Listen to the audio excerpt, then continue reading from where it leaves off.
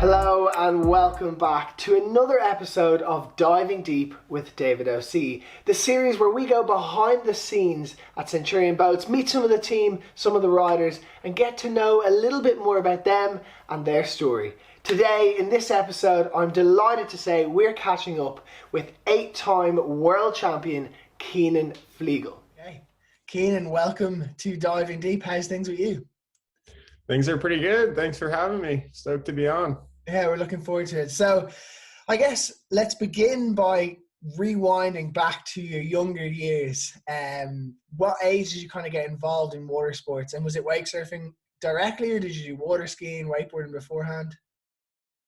So I grew up living on the water, and when my brother and I were super young, we would watch the boats passing by in the backyard, and we would see kids that were a bit older than us wakeboarding behind the house.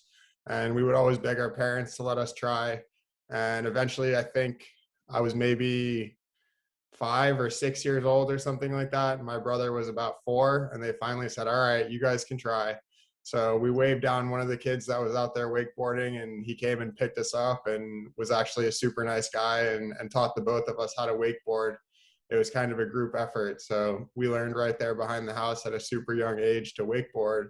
And we both got into some grassroots wakeboarding competitions from there.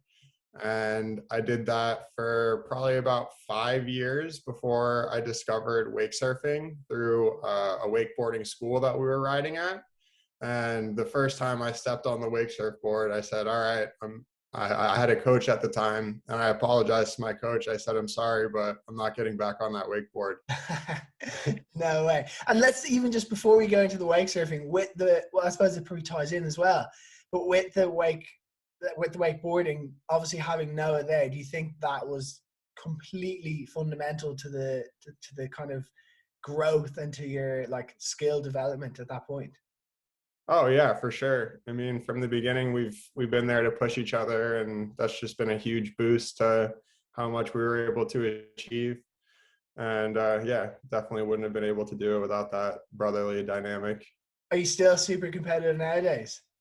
Oh yeah, for sure. I mean, thankfully we don't actually compete in the same sports anymore. We did for a while there because obviously he's an amazing wake surfer too, and for a couple of years he was competing at wake surfing and wakeboarding. And that was fun, but there was definitely some animosity there at times. But yeah, it's always been friendly and fun, and we've always been there to push each other. So that part has always been good. Okay, unreal. And so obviously with wake surfing, and you're going to nearly have to excuse my ignorance because I am nowhere near the Flegels on a wake surf. I can just about do a spin 360 or a surface 360. But there's two disciplines, isn't there? Yeah. There's the surf style and the skim style. And the skim style is just the thinner board with either a small fin or no fin. And with that there's a lot more spins and shove-its and a lot more technical tricks.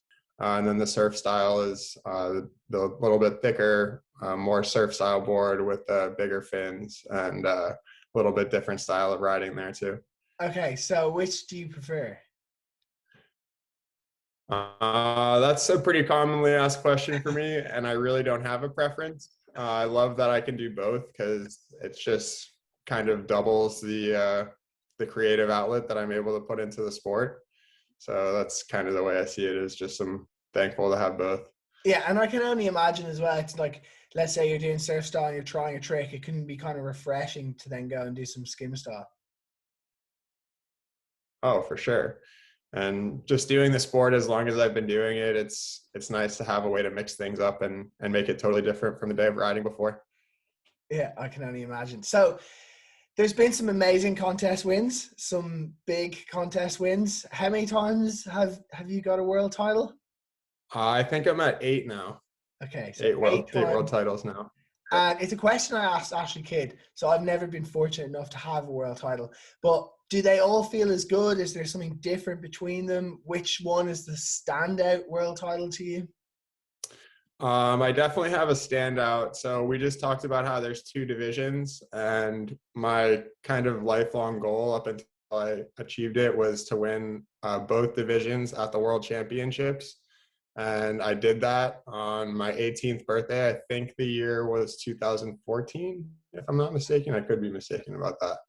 But yeah, that was my ultimate goal, was to win both, and to have it happen at Worlds was just like, couldn't have gotten any better. So that was a dream come true for me, for sure. That is absolutely insane. I can't imagine it. 18, and then, so how old are you now? I am 25. 25. Okay. And so then when you've done world champion 8 times, what's kind of next? Is it trying to maintain it? Is it trying to invent tricks? What is it that kind of keeps you ticking and keeps you wake surfing? Really at this point, I just am trying to continue having fun with it and try to keep things fresh. And really these days I get a lot of gratification out of coaching and teaching a lot of the younger riders. And at the same time as teaching the younger riders, I'm getting to see all the new tricks that they're coming up with and kind of use that as a way to stay at the top of my game as well. Okay, interesting. Actually, you recently did Operation Wake Surf in Orlando, was it? Yeah. How was that? I've always wanted to do it. I've spoke to Robbie and stuff so many times. I've met him a couple of times, but how was it? Like, I'd love to spend a day out there. Yeah, it was absolutely amazing. I had heard a lot of really, really good things about it through Centurion and through Robbie, obviously, and jumped at the chance to be a part of it. And it definitely lived up to everything I had heard. It was an absolutely amazing day. It was a salute to service type deal where we had first responders and veterans and all that kind of stuff out on the water. And they were just so grateful to be getting up wake surfing and just spending a nice day out on the boat. And it was just smiles all around. It was absolutely amazing to be a part of. Yeah, I can only dream. Hopefully I'll get to do it one day. Now, to break up the pace of things a little bit. So we're adding a little bit of a would you rather. So I'm guessing you've probably played this before. I feel like I always associate with an American game. So we're going to start with a few just simple questions. Some of them, I've put a little bit of effort into these ones, so hopefully they're good. So the first one is, if I was to say, listen, Keenan, I've got good news and I've got bad news, what would you want to hear first? Oh, always the bad news first. Get it out of the way. Yeah, always. Okay. Would you rather explore space or the ocean? Oh, the ocean. No brainer. Really? I spend half my life in the ocean. Yeah, I suppose. Yeah, I just feel like that's why I thought maybe you knew the ocean a little bit and you'd rather go up above. So if you had a remote control for your life and you could click rewind or you could click pause, what would you do? How would this pause work? You could basically live the life that I haven't thought into it this much, but I'm just going to say you can live like the life that you're living now as such. Okay. We'll say now as in this year, not like this day specifically today. Like. Yeah. No, I got what you're saying. That's a really tough one. I don't know. I'd probably rewind to college. Those were some pretty fun times. Pretty fun times. Rewind to 2008, was it that you said when you were 18? Sorry, to your 18th birthday when you won. Yeah, exactly. I wouldn't mind going back to that day either. Just click rewind every day. Yeah. Okay, would you rather more time or more money? More time. Okay, so this is going to answer the next one. Would you rather win the lottery or would you rather live twice as long? Well, that depends, because living twice as long is the whole second half of life spent as an elderly person or in good health? In good health. I'm guessing here. Live twice as long. Unfortunately, these aren't real scenarios that I can then present to you with the one you pick. They're all hypothetical. Okay, last one. Would you rather say everything that's on your mind or never speak again? That's a dangerous one. I know. Both ways. Probably have to just say it all. Say it all. There you go. I think the true friends would stick around. Yeah, you get the real truth friends. Okay, so moving on. Obviously, I feel like you said you started with wakeboarding and then kind of wake surfing came along, but I definitely think you've kind of paved the way massively within wake surfing. So was there any kind of mentor or people that you looked up to when you were like learning to surf and really progressing your career? In the early stages, I definitely looked up to all the pro riders that were in the sport at the time, and they were all incredibly nice to me and mentors to me in a way. Just to name drop a few, Drew Daniello was my first role model in wake surfing. He was the world champion when I came into the sport. He was always super nice to me. When I won my first world title, he actually presented me the trophy, which was a pretty special moment as well. Some of the other riders that had a big influence on me were Chase Hazen. He's an old surf style rider that a lot of today's competitive riders might not even have heard of, but I think he really did a lot to shape the surf style riding of wake surfing. Also, James Walker, Dominic Legasse, and another one of my close friends, Caroline Villeneuve, that's still a professional in the sport today. Spent a lot of time riding with her. She's definitely helped me come up with some new tricks and been a good friend over the years. Okay, awesome. And so, because you're kind of at the fundamental of the sport where it's really been growing, has there obviously you've been had all these people to look up to, but have you kind of now you're on a level playing field or even arguably potentially better? Has there been tricks that you've like invented and you're like sending them on your phone? You're like, hey, look what I've just landed or whatever like that. Oh, for sure. Yeah, I've always loved to try to come up with new tricks. That's kind of been one of my favorite parts of wake surfing over the years. I felt like when I came into the sport, it was such a brand new sport with so much untapped potential that there was just tons of new tricks to have the doors unlocked on. So that was really fun for me over the years. And now that we've gotten to a point where it seems like everything has been done and there's never going to be a new trick again, there's all these young new riders that are just blowing the doors off of it and doing even more new tricks. So that's also super cool to see. Yeah, it's incredible. Like it just never seems to plateau really. Exactly. And if you could pick one trick, I feel like I get asked this question with wakeboarding, and it's kind of difficult to answer. But if you had, and it doesn't have to be the best trick, but let's say your favorite trick. Favorite trick. Um, Probably just a plain air reverse on the surf style board because I love surfing in the ocean and the surf style wake surfing. I've always tried to emulate what I've seen in the ocean behind the boat, and just a plain old air reverse is a trick where I really feel like it connects me to the ocean and that whole side of surfing. Yeah, I can. It's and do you you say you surf in the ocean a lot? Are you like I've seen some videos. You're pretty good in the ocean, but do you do that much to train for like as kind of like a I don't know if you could call it cross training, but do you even surf just for fun sometimes? Yeah, I surf every chance I can. Florida doesn't have the most consistent surf in the ocean, but we definitely do have some decent waves. So I get out there every chance I can for sure. Unreal. Do you ever do any big wave surfing? Nothing really crazy. The biggest waves I've surfed is probably somewhere between like 12 and 15 feet, which is still pretty big, but not like 30, 40-foot waves, nothing like that. No. Yeah, we get loads of it in Ireland actually, some pretty big waves. Oh, I know. I've seen some crazy videos from Ireland. Yeah, I actually was just with last week, Conor McGuire. I don't know if you saw he surfed. I think it was like the biggest wave in Ireland ever. It was only like 2 or 3 months ago. I can't remember I'll how have to look big it that was, up.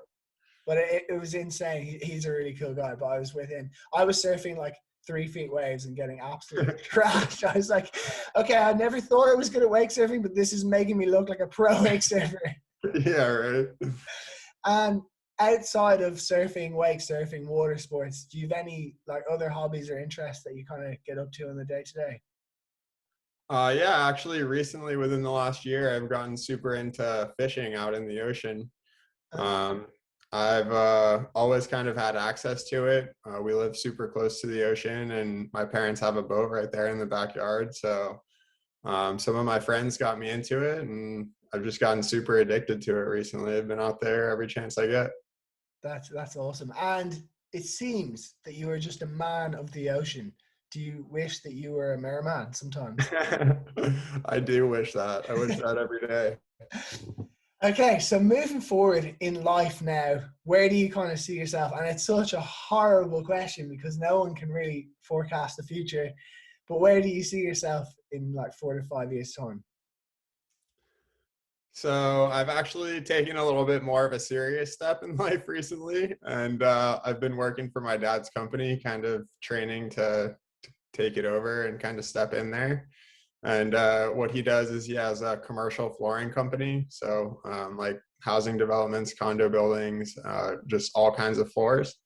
Kind of a departure from what I've been doing with the surfing and all that, but I definitely plan to continue wake surfing almost as much as I always have been. Still plan to compete and all that kind of stuff, but just getting a career started for myself at the moment. Is that why you got the haircut? No, not in particularly, but definitely is nice to have the short hair.